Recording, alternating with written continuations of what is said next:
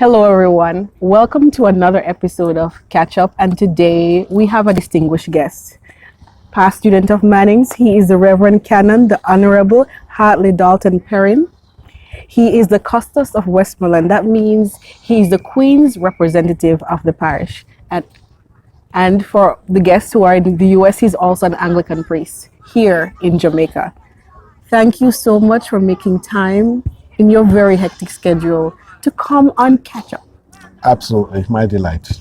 And Mr. Roger Walcott, thank you so much for organizing this interview. I have to give him credit for that. Yes.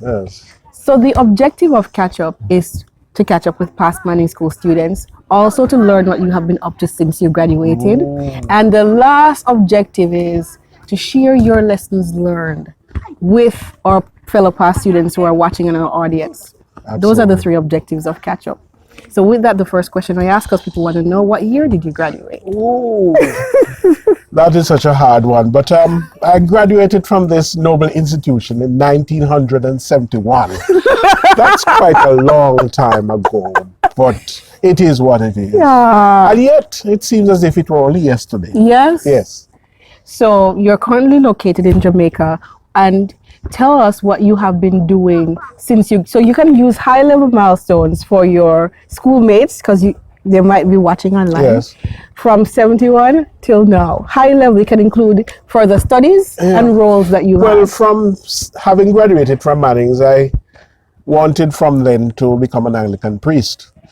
But I was a little too young, so I did some pre-trained teaching at the Petersfield Primary School for 3 or so years, after which I entered the United Theological College of the West Indies, where I pursued a diploma in ministerial studies, as well as University of the West Indies, where I did a bachelor's degree in theology. I graduated in 1978, and I started working as curate at the St. Mary's the Virgin Church, Mullines Road, Kingston. Yes. I did that for 1 year, and in 1979, the then bishop, not knowing where I was from, and there being a vacancy in Westmoreland, decided that he was going to place me in Westmoreland and place me in my own home church. Wow. Without recognizing that that was what he was doing. Then when he found out his error, he called me into his office and he said, you have a choice to go either to your home parish in Westmoreland or to St. Thomas. No, I didn't like the word St. Thomas. So I said, I'm a man who likes challenges. Yes. I will go back to my hometown, although that will be a challenge. Yes. And I will see what ministry I can perform there. So when I came back to Westmoreland, having been in Kingston for 5 years and seen the bright lights, I told myself, well, maybe I'll be here for a year or two, and then I will go back to Kingston because I really prefer the bright lights. Now, having been here from March 79, it's March 2019, and I'm still here. So it goes to show what has transpired in those many years in terms of my ministry to the parish and in terms of my own personal fulfillment in ministry. Wow. I've been engaged in so many things in the parish. I sometimes feel that, that the parish could not operate without me. Oh my goodness. Until one day I lost my diary. And having lost my diary, I missed quite a few appointments. When I retrieved and recovered the diary, I realized, so many appointments you had lost. But what it taught me was that life went on. So then I realized that life can go on without me. So from that day, I realized that I could scale down because I was going too fast, and life can, in fact, go on without me. Wow. I felt somehow I was indispensable. That's my first error. Yes. Tell us about your family. Oh, family. Well, I have a very strong family bonding. In terms of immediate family, I was married. Notice the word was. And I have one son. Was because my wife was taken away from me by cancer some 7 years ago at the age of 50. She was also a past student of this institution. And her name?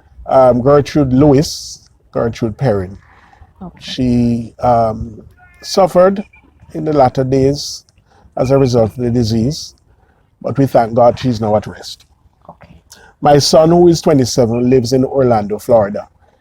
He works in the hotel industry. I saw him very recently as I was there. Aye. I spoke with him last night as well. So what do you do for fun? To relax?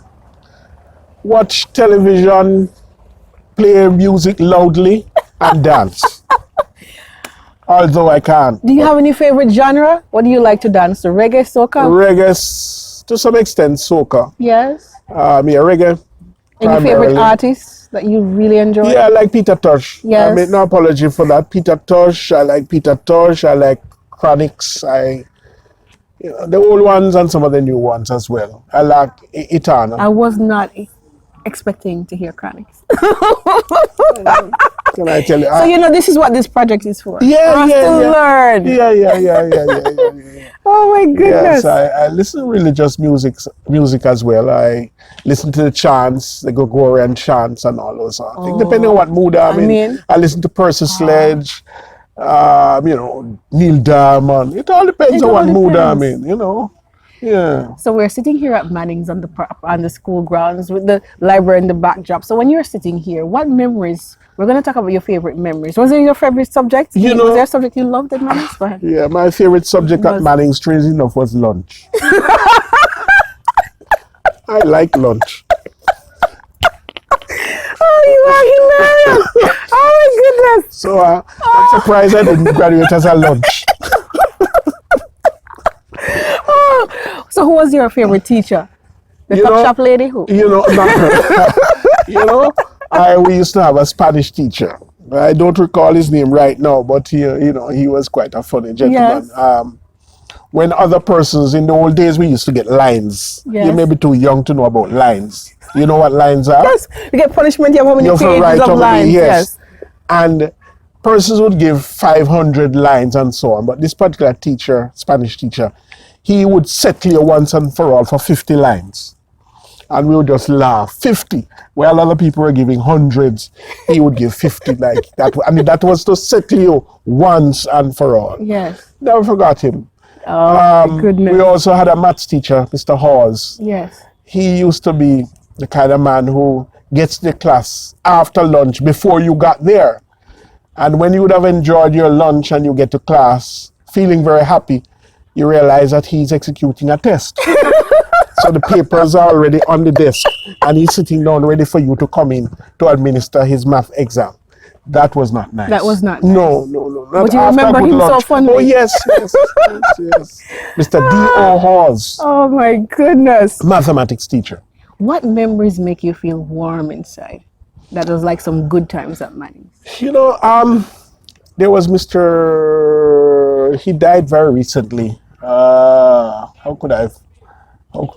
Stalin Surgeon. Yes. Stalin Surgeon was at one time my form teacher. Yes. And every form teacher day, when the form teachers come, they would read a lesson or read something. And there was a book that he always read, and I always looked forward to listening to him reading that in the mornings before classes would have begun. You call it form period. Yes. You remember those days? Yes. Form period, yeah. So he was my form teacher. We also had Mr. Molai, Eldon Molai, who himself was quite a character. Yes. What words come to mind to describe his character, his personality? Flamboyant, perhaps. Ostentatious, even maybe. But he's still around, so I have to be careful. If you somehow get to watch this episode, yes, right. You're one of his fond memories. Yes, absolutely. Oh my goodness. We're going to talk about your personality and how it has evolved throughout the years. So tell me the words that you'd use to describe your personality back in high school. And I'm going to ask you about your personality today to see if there's a contrast. So what words come to mind to describe your personality back in high school? Well, during high school, I came through Manning's wearing rubber sole sneakers. Because when I walked, nobody heard me, nobody saw me whilst I was at Manning's. I was a very, very quiet student that didn't create any dust, yes, didn't disturb anybody, just came to school, did what I had to do, and was one of the first persons out of school when school was dismissed. I was one of the first persons in on my bicycle, And I remember the bicycle rack clearly, and I was one of the first persons out. Never created any stir.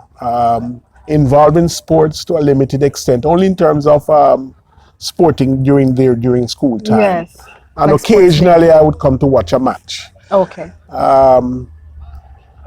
Cornwall versus Mannings. Who could ever miss those matches? And you could know the result even before you started the game. We are always devastated Yes. by Cornwall College when they come in their gold and red. But You hope, Mannings, but you always go to the game hoping yes, this time. yes, this time The round. underdog is gonna win. Yes. But we always watch with great enthusiasm, and some of the guys who would have been on the team would have been friends of mine. But yeah. How about today? Personality today. What words come to mind? Well, I'm still a very quiet, shy person. You know, I didn't get that. I So- don't create a lot of waves. I go through life. You know just that this wear- episode can wear- be shared across. wearing my soft shoes Oh my as I've worn goodness. before. Do they agree with that? I don't know. It's all a matter of perception. It's all a matter of perception. Oh my It's goodness. how you perceive it. On Huh? behalf of the audience, I don't think we see him as quiet right now. Well, only because I'm talking. Look, when I'm not talking, how quiet I am. Was there something that you used to believe about yourself that through the years has changed? I would think not, my mother was the person who shaped me to a large extent. I never grew with my father.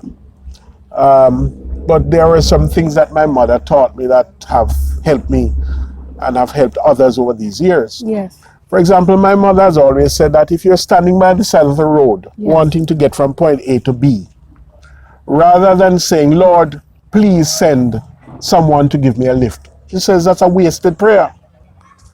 She says, pray that you would own your own vehicle so that you can go wherever you want, whenever you want. Wow. Because after all, both prayers cost the same. That's a good one. So I've held on to that rather than sitting back and praying just for the simple things. I pray for larger things because they cost the same. And sometimes we limit ourselves and we put restrictions on God without there being any need to do that. So I would say to anybody, if it is that you have a dream, it can become your reality. It is not above you. The sky is not the limit for those who believe. The sky is not the limit. The sky is not the limit. Give them some time to sink that in. Yes, but you are an example of what I'm talking about.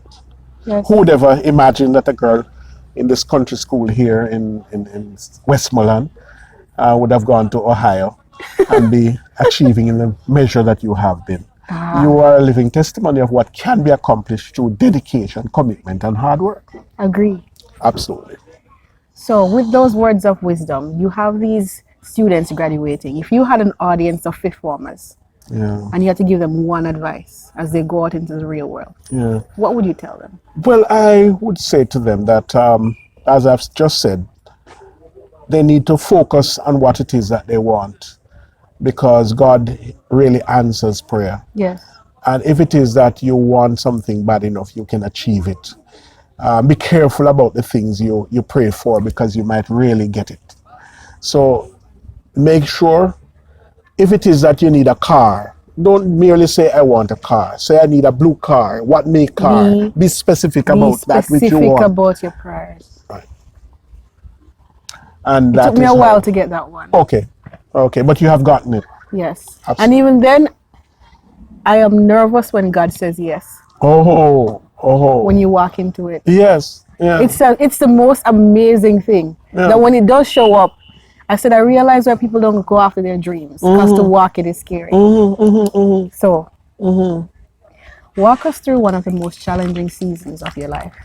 And what did you learn about yourself? Well, like watching my wife transition, Yes. as I mentioned her earlier, was one of the most traumatic times. You're helpless, you're there, you can touch her and you can watch her deteriorate, and there's nothing you can do about it. Yes. And then at the same time, you have a son who is there wondering what is happening here. And you have to be strong for him, Yes. and you also have to be strong for her. Whilst at the same time, your experience tells you what direction this thing was going to go.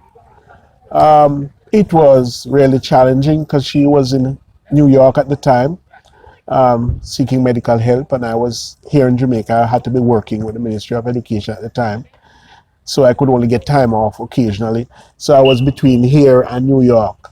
The stewardesses knew me by heart because I was on the plane so very often. Yes. But you know, it is what it is. God is good. What did you learn? Did you learn something about you during that season? Well, yes, I learned about the fact that I have a reservoir. Yes. That in the time of drought, there's somewhere from which I could drink. Yes. But it also reminds me of how frail we are and we are nothing but dust. How today we can be here and in a moment we are not here anymore. And this is something I've always preached, but when it comes straight to your home and to your door, Yes. it becomes even more poignant. What has marriage taught you? This is not on the list, but I have to ask. Marriage companionship. It teaches you not to be selfish. Yes. I got into marriage relatively late because there were guys who got married at 20s and late 20s and so on. I got married in the early 40s. So there were times when I forgot I was married because I had gotten so accustomed to being on my own Yes. that I would drive out not remembering that I'm supposed to wait for my wife. So these things did happen, but she never held it against me. Oh my goodness, marriage is nothing like I thought it was going to be. Yes. I've been married for 16 years. Okay. To somebody I've known since I'm 9 years old. Uh-huh. And I'm still learning So you still have how them? to love. You Yes. still have We them? have 3 boys and we're still walking it. My marriage today, as we sit, is not the same marriage I had 6 months ago. It continues to grow and evolve Okay. as we both grow and evolve. But it's a humbling experience, I tell you. Yeah, it has to be. It has to be because when you consider that you know the person whom you have taken into your life never grew up with you, never had the experiences that you had, Right. may not be from the same family background. All kinds of differences exist. And yet at the same time there comes a point where there's that meeting. Yes. And one has to understand the other Yes. as the other understands the other. And it's not always easy. But if there's love, if there is that deep commitment to the relationship, Right. then everything will go all right in the long run. But if there's no commitment and there is no love, it's going to pull apart. What does success mean to you? You are very accomplished. Extremely. I had to practice his name so I could introduce him to you. So I'm curious to know, how do you define success? Well, success is sticking at one thing and doing it very well. Yes. Over the summer that was, I happened to have been in London, and where I stayed with the Queen's chaplain, a lady from St. James, Montego Bay. I've known her for many years before she migrated to UK. And I've watched her. She doesn't have a moment of rest. She's working. And she's known all over London. Wherever we went with her, somebody will be calling to her because she's on television, she's on radio, she's on everything. And it reminded me that if you really want success, you have to work hard. And it told me that what she has accomplished, she is deserving of it because she has done it through hard work. So guys, if you hear some singing, we have a choir practicing, or is it prayer meeting? Something. And we also have soccer practice, we have volleyball practice. So Yeah. be understanding, but we're in a very active environment around us on campus. Nice. What are you most proud of when you close your eyes and you look back on your season so far? What makes you proud? I'm not so sure. I'm proud to have my son. He's okay. He's a good lad. I pray that he will become the kind of person that he himself wants himself to be. Yes. I don't want him to become the kind of person that I want him to be. I want him to become who he wants to be. And I see that. I see myself reflected in him from time to time. When I speak with him, I feel proud. Yes. I feel proud, yes. I only have one question left for you. Sure. When you die, what do you want us to remember the most about you? Well, when I die, I'm not so sure, I'm not so sure. It depends on how you live. Since you want your audience to be always watching and laughing, there was a man who had a peculiar name. His name was Impossible. Yeah, and he went through life being known as Impossible. When he became older, he despised the name Impossible. Yes. And when he became sick, he told his wife that in the event that he should pass in the near future, he would want her to put something other than Impossible on his tombstone. So she agreed. And when he finally died, she put on the headstone, "Here lies my loving husband. He never cheated. He never lied. He went to church every Sunday, and he was faithful to the end." And everybody who read it said, "That's impossible."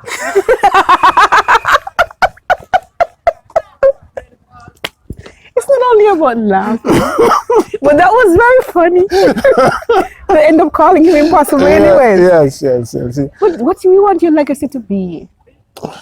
That's the gist of it. Yes, I'm not so sure. You're not so sure? No, I'm not so sure what Really? it is. Yes, not so sure what When it people is. think of you and Yes. speak of you when you are gone, Yes. what are the main things you want them to take away from the life you lived? As I said, the fact that you can accomplish all through hard work, determination, and having your ambition and your sights set. Be faithful.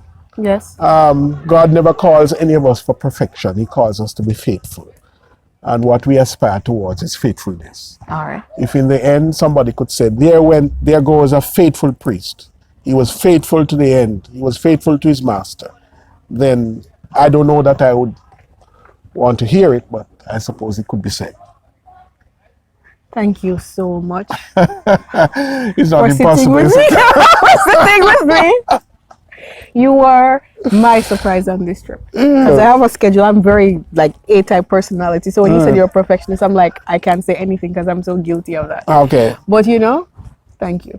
Absolutely. My pleasure. With that, I'm going to close. Guys, please like our videos, share our videos with your schoolmates and former teachers. Please catch up with us every Monday. Thank you so much for joining us and have an absolutely blessed day. Bye-bye.